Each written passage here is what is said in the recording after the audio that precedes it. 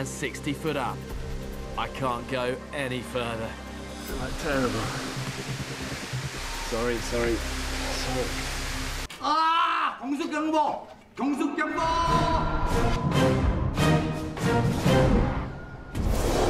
But first, I've got to get through this dense vegetation. Bushes of camel and buffalo thorn tear into you. This stuff's horrible. It's all really sharp as well. It's like being tangled in like razor wire. Ah. Look, this is the sort of stuff I'm clutching at. That's why it's proving tricky. Everything is so loose. Sometimes when you arrive somewhere new, the best thing you can actually do is just slow things down and give your senses time just to tune in, especially somewhere like the African bush where there's so much animal life. And they say when there's lots of noise, that's a good sign. It's when the bush goes really quiet, that's a sign there's predators around. To survive here, you've got to use nature to help you. They're kind of just enjoying these trees. They can be a good early warning system of other predators. If there's a leopard or something around here, these guys are gonna go crazy. This is a perfect cover for leopards and lions. If you're sleeping out and want to be safe, it's an old African trick to stay by baboons. In the rainy season, there is food about, if you know where to look. The Zambian bush is home to some of the most lethal killing machines in the world, so be vigilant. Watch out. Look, this looks quite like hyena. Moving that way. See these, like the pads of his paws. Now that, though, that is not hyena. See these three? That is leopard. They'll actually retract their claws as they move, so you just see the pads. But this is moving that way. Let's keep following this. Leopards usually kill every 4 days. They'll take anything, from dung beetles to antelope, and they've been known to attack humans. But these tracks might lead me to food. There we go. Oh, it's an impala. God, listen to the flies on that. I can almost guarantee you is what that leopard has done. And you know, if this was a lion or hyena, they would have taken all of this, bones and everything. You know, but I'm surprised he's out in the open. You know, you kind of would have thought he'd be dragged into one of these thickets, which kind of tells me that the leopard was probably spooked off by something. Yeah, but this is what they'll often do. The leopard will eat twice, maybe once in the early evening, get its fill, and then once again maybe in the early morning, and then he'll leave the rest for the hyenas.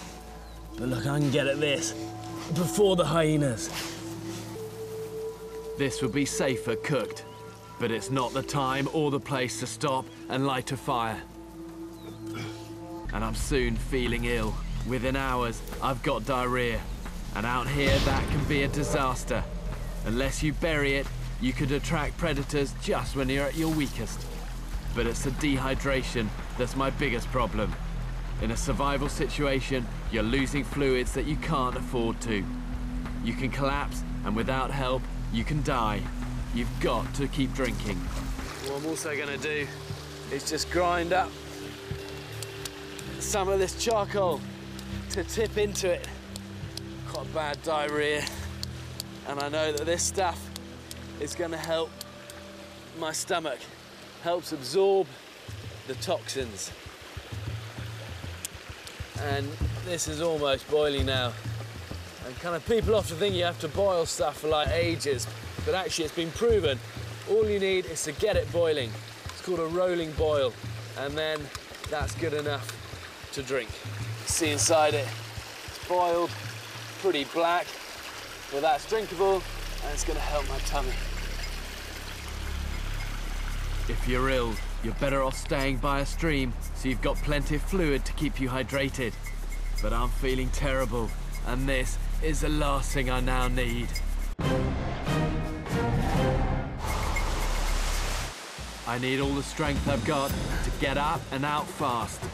At times like this, survival is all about willpower. But I'm finding this climb really tough going now. Not feeling as strong as normal. This would normally be easier. And there's quite a good sized drop now. And I'm getting quite committed on this. I feel like terrible. I'm only halfway up. I feel sick and I'm exhausted. Getting to the top is going to be a battle. I'm exhausted, weakened by acute diarrhea, and 60 foot up. I can't go any further. I feel like terrible. Guys, we're gonna have to stop here for 2 seconds. This diarrhea is not waiting for anyone. Sorry.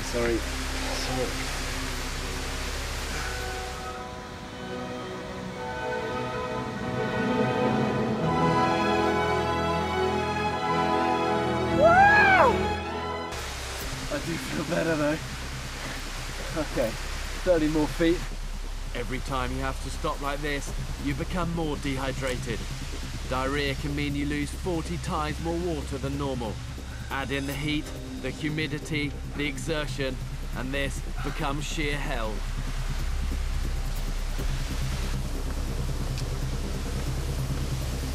But at the top, there's some respite for my struggling body. This is the place to cool down. And that climb was much tougher feeling like this, especially in the heat. This is gonna be epic. Pure heaven. No more climbing now as I pick my way into the mountains. I'm shattered, but my reward for getting up here is the chance to be in one of the oldest places on Earth. But for me, it's definitely time to be heading home.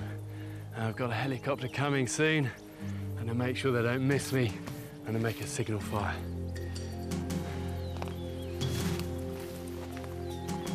I'm raising the base of the fire off the ground so air can get under it and it'll burn bright and fast.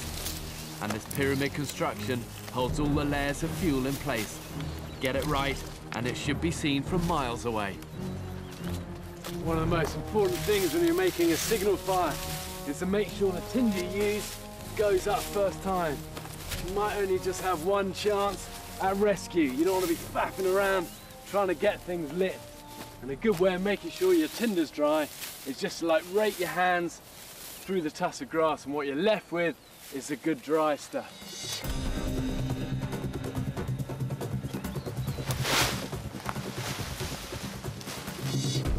That's a heli.